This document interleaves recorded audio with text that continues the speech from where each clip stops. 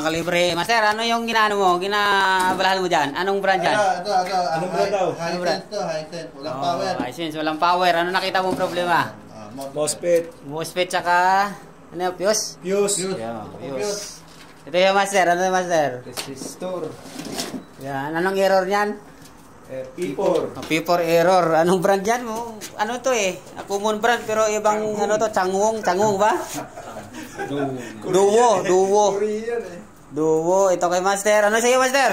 Wala pa master yung Wala pa. Anong brand yan? Hanabishi. Hanabishi. Ito kay master. Putok tong indoor niya. Panasonic. Panasonic yan. So mayroon din dito sa labas. Master. So ito.